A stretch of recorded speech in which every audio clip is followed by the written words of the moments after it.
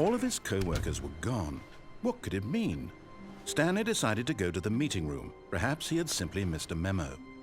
No matter how hard Stanley looked, he couldn't find a trace of his co-workers.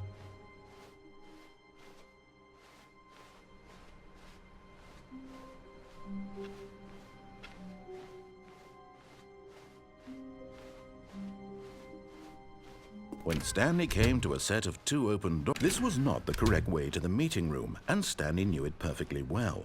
Perhaps he wanted to stop by the employee lounge first, just to admire it.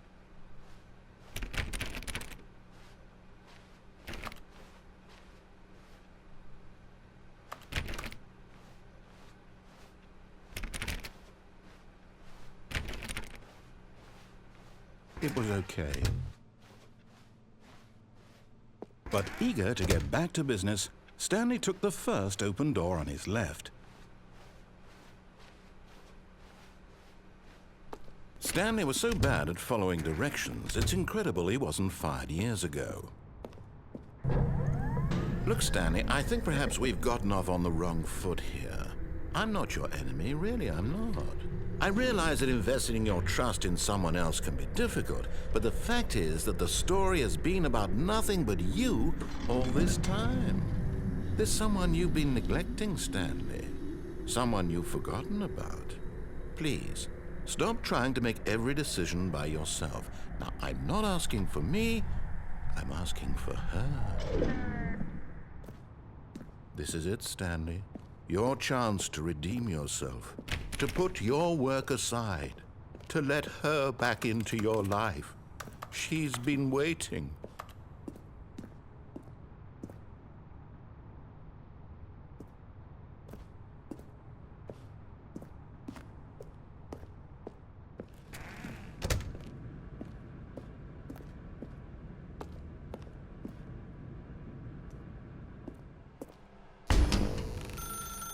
That's her, Stanley. You need to be the one to do this, to reach out to her. If you can truly place your faith in another, then pick up the phone. As Stanley picked up the phone, a white light engulfed him, filling him not just with radiance, but with hope. Hope for a life reunited one... Wait. Oh, goodness. Stanley, did you just unplug the phone? No, that wasn't supposed to be a choice. How did you do that? You actually... chose incorrectly? I didn't even know that was possible. Let me double check. No, it's definitely here, clear as day. Stanley picks up the phone. He's taken to his apartment where he finds his wife, and the two pledge themselves to one another. Music comes in, fade to white, roll credits. Not picking up the phone is actually somehow an incorrect course of action. How is that even possible? None of these decisions were supposed to mean anything. I don't understand. How on earth are you making meaningful choices? What did you... Wait a second. Did I just see... No, that's not possible. I can't believe it. How had I not noticed it sooner? You're not Stanley. You're a real person. I can't believe I was so mistaken. This is why you've been able to make correct and incorrect choices. And to think I've been letting you run around in this game for so long. If you'd made any more wrong choices, you might have negated it entirely. It's as though you completely ignored even the most basic safety protocol for real-world decision-making. Or did you not grasp the severity of the situation? Well, I won't have that kind of risk on my watch. I'm going to stop the game for a moment so we can educate you properly on safe decision-making in the real world. Please observe this helpful instructional video. Choice. It's the best part of being a real person. But if used incorrectly, can also be the most dangerous. For example, in this scenario, a hypothetical real person named Rupert has a choice. He could invent a machine that eliminates food shortages across the world to make life better for all people. Or he could spend years of hard work forgetting how to read.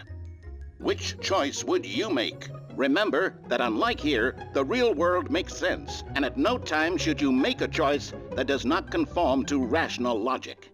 If you find yourself speaking with a person who does not make sense, in all likelihood, that person is not real. Allow the person to finish their thought, then provide an excuse why you cannot continue talking. Turn to a partner and practice saying, My goodness, is it 4:30? I'm supposed to be having a back, sack, and crack.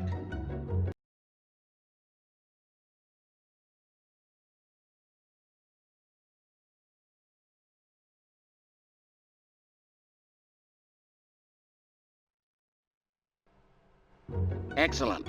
Making choices on a regular basis is the best part to a healthy decision-making process. Most medical professionals recommend making at least 8 choices per day. Do you make more than 8? Less? And finally, if you begin to wonder if your choices are actually meaningful and whether you'll ever make a significant contribution to the world, just remember that in the vast infiniteness of space, your thoughts and problems are materially insignificant, and the feeling should subside. At this time, your instructor will guide you in an exercise to test and reinforce the material covered in this video. Welcome back. You may have noticed that this room has begun to deteriorate as a result of narrative contradiction. But not to worry. Now that you're properly informed on good decision-making, we're going to revisit a choice you made just a few minutes ago and see what the correct thing to do would have been. This way, please.